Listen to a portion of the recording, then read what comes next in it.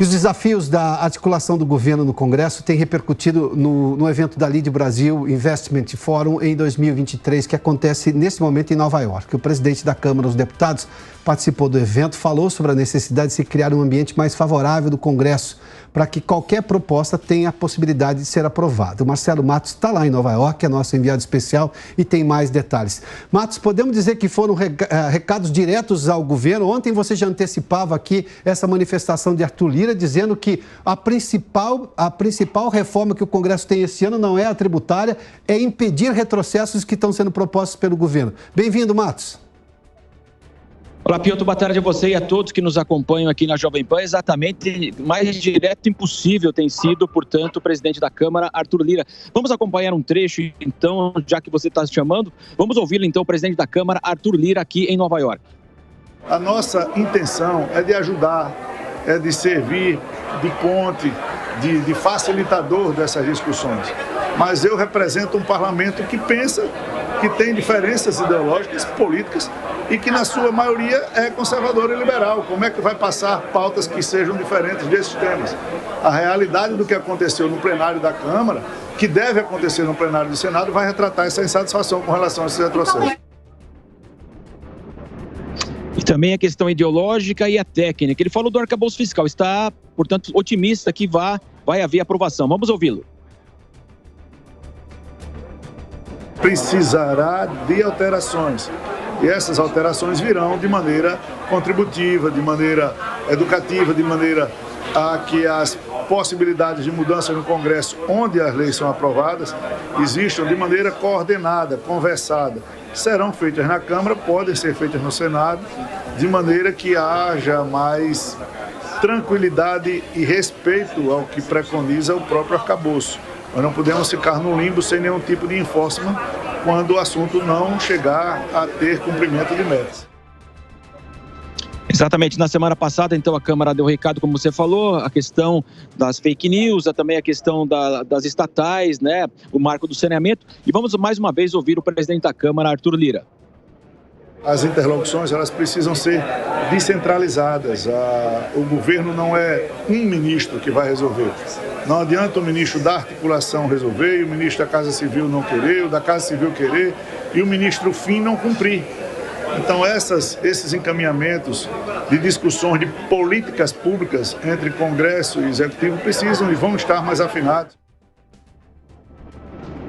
Pois é, Piotr, nós conversamos, fizemos uma entrevista exclusiva com o presidente da Câmara, Arthur Lira, esse tema que vai dominar amanhã. Hoje ele foi questionado aqui no evento do Financial Times, um americano que falava português, mas muito jeitoso nas perguntas. Ele perguntou a questão agora da inelegibilidade de Bolsonaro. Ele garantiu o seguinte, Arthur Lira respondeu: olha, há muito tempo pela frente, muito trabalho a fazer, são 3 anos, mas de qualquer forma, tornado inelegível agora, pode abrir espaço para uma liderança que seja de centro e direita, que no futuro tenha o apoio de Jair Bolsonaro. E aí, nas mentes aí dos jornalistas e todos que estavam presentes, claro, nós temos nomes como Tarcísio, o governador de São Paulo, e o Romeu Zema, que está aqui nesse hotel vizinho aqui.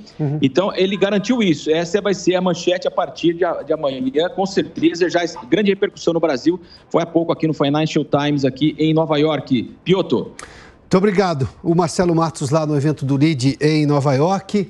Bom, vamos conversar agora com o deputado. Já temos aí, Serginho? Temos aí, né? Essa discussão sobre essas pautas importantes de Lula no Congresso que não tem passado ali, a falta de articulação política do governo, propostas ruins também. Vamos conversar agora com o deputado federal Carlos Jordi, do PL do Rio de Janeiro, que é líder da oposição na Câmara. Deputado, seja bem-vindo. Obrigado por atender nosso convite. Eu que agradeço. Um prazer poder falar mais uma vez com vocês.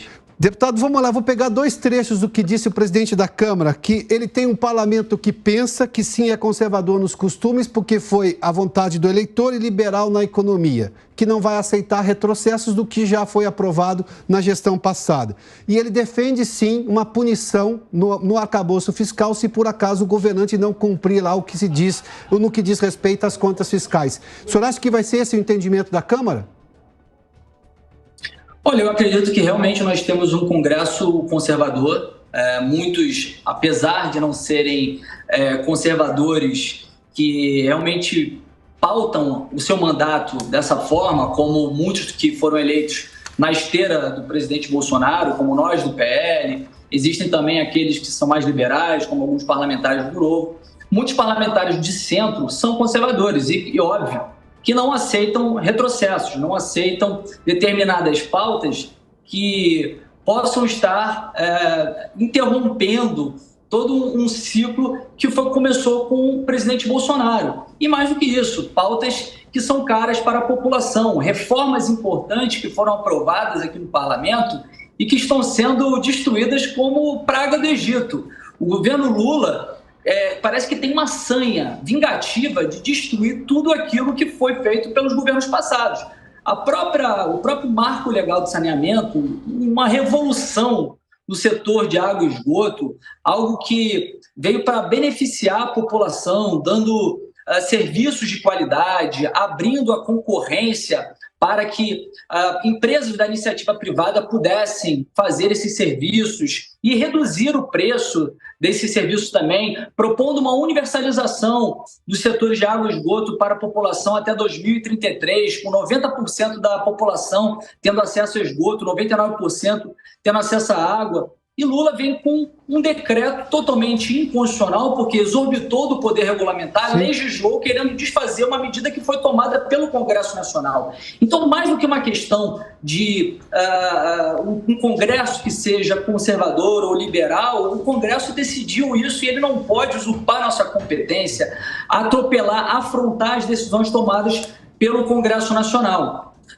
Com relação a outra questão que você tinha levantado, foi sobre... A questão também sobre, no marco fiscal, no novo arcabouço fiscal, ter uma punição ao presidente da República que não cumprir as contas ali. Porque pelo marco agora, ele vai ter que enviar uma carta só. E isso é motivo de impeachment na lei atual. Veja como é curioso, né? Esse arcabouço fiscal, além de ser um grande retrocesso, porque ele não controla os gastos públicos, pelo contrário, ele atrela o aumento do gasto público ao aumento da receita. E como é que vai aumentar a receita? Aumentando a tributação, aumentando a carga tributária. E, inclusive, se não atingir a meta de superávit primário, ainda tem um piso de gastos. Nós saímos de um teto de gastos para um piso de gastos, em que, ainda que não haja o cumprimento da meta de superávit primário para a sustentabilidade da dívida, ele ainda permite que haja o aumento de gastos. Assim, é algo que é inconcebível para um país como o nosso, que vem tentando, já há algum tempo, fazer o controle da dívida pública, a relação dívida-PIB. E ainda coloca um dispositivo que dá uma anistia para o presidente da República, caso ele não cumpra os requisitos fiscais, as determinações fiscais que ele mesmo está legislando.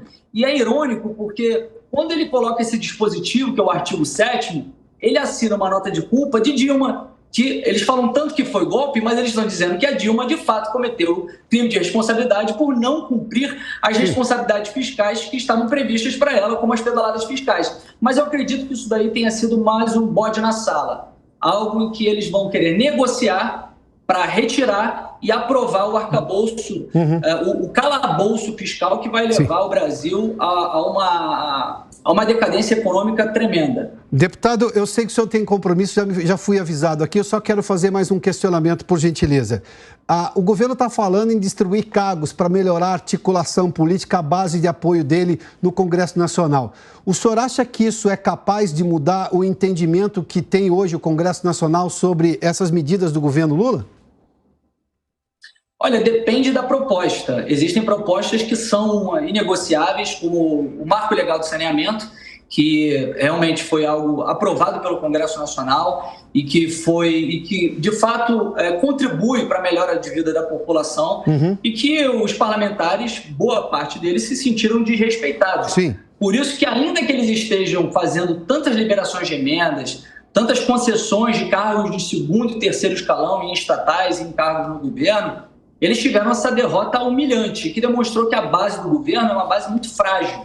A base do governo ela é de 136 parlamentares, que foi o número de parlamentares que votaram contra o PDL que surge os decretos do esgoto, que foram os decretos do Lula para inviabilizar o marco legal de saneamento. Tá bom. Então demonstra que a base do governo ela é muito pequena. Quem tem base aqui no Congresso Nacional é o presidente Arthur Lira. A oposição hoje é maior do que a base do governo.